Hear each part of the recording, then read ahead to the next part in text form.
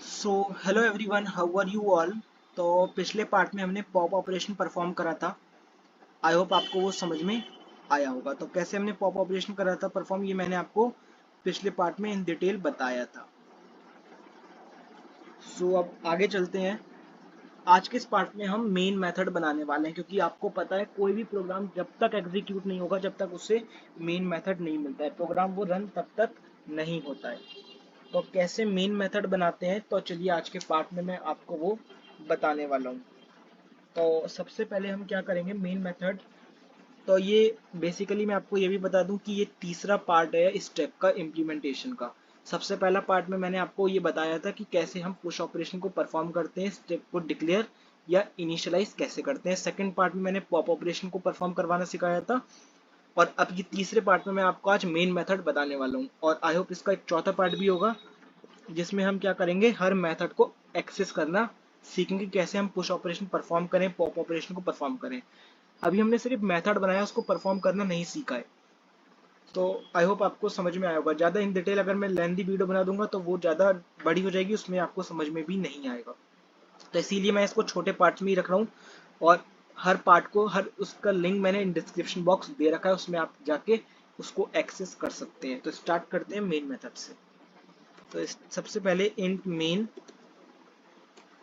Main method बनाने के लिए आपको पता है इंट मेन लिखते हैं। ये बेसिक सी प्रोग्राम जब आपने बनाया होगा तो उसको यूज करा होगा। आप यहाँ पे आपने ये देखा होगा, हमने वैल्यू लिया था। अब हमें क्या करना है, इस वैल्यू को यूजर से लेना पड़ेगा। तो वो वैल्यू क्या होगी, वो हम नीचे एक वेरिएबल में लिखते हैं। एक वेरिएबल लेंगे इंट, जिसमें हम लिखेंगे वैल्यू। आई होप इतना आपको ये समझ में आया होगा। यहाँ पे मैं जरा सेमीकोलन लगा दूं, इंट वैल्यू। सो मैं आपको भी बताता हूँ, उसमें एरर मेरे आ सकती है, क्योंकि मैं डायरेक्ट आपको इसमें बना के दिखा रहा हूँ, ये मैंने रन नहीं करा है अभी।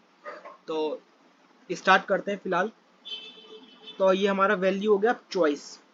एरर इन द सेंस कि ये कोड गलत नहीं है। एरर इन द सेंस कि कहीं मैंने ये जैसे अभी ऊपर देखा आपने, मैं ये लगाना भूल गया। तो जब मैं उसको रन करूंगा तो सब एरर आपको पता चलेंगी। एरर जब तक नहीं आएंगी, कोड तब तक सक्सेसफुल नहीं होता है। तो वैल्यू। अब हमें पुश ऑपरेशन परफॉर्म करना है, पॉप ऑपरेशन परफॉर्म करना है। तो ये यूजर के पास उसको चॉइस देनी होगी ना। वो चॉइस एक वेरिएबल है जो हमें बताएगा कि कौन सा ऑपरेशन मुझे परफॉर्म करना है। तो ये दो वेरिएबल ले लिए।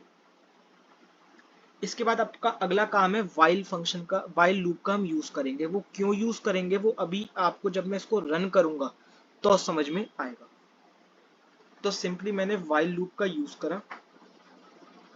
वाइल लूप में सबसे पहले मैंने प्रिंट एफ एक स्टेटमेंट प्रिंट करा दी। क्या स्टेटमेंट है, मैंने लिखा number one, one is for push. अगर पुश कराना है तो सिंपली आप उसमें वन टैप करो। ये हमारा नेक्स्ट, ये होता है एस्केप सीक्वेंस, इसका मतलब है नेक्स्ट लाइन टू। अगर मुझे पॉप कराना है तो मैं टू यूज करूंगा, इसका मतलब ये है यूजर हमें एंटर करेगा टू। और अगर मुझे थ्री यानी कि एग्जिट करना है तो मैं यहाँ यूज करूंगा थ्री। मतलब अगर मुझे बाहर जाना है स्टैक से, प्रोग्राम से, तो एग्जिट के लिए थ्री। सो ये हो गया हमारा प्रिंट स्टेटमेंट में।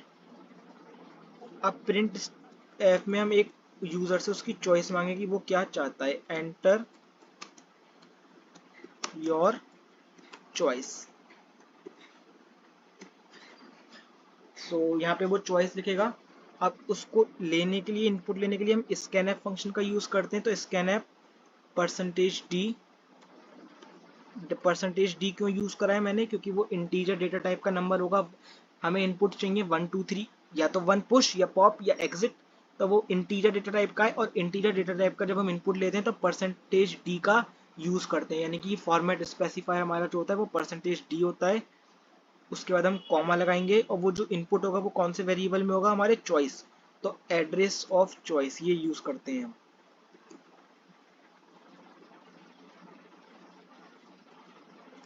इतना करने के बाद हमें क्या करना होगा, ये उससे हमें चॉइस मिल जाएगी। अब अगले काम में हमें एक स्विच केस स्टेटमेंट स्विच बनाना होगा।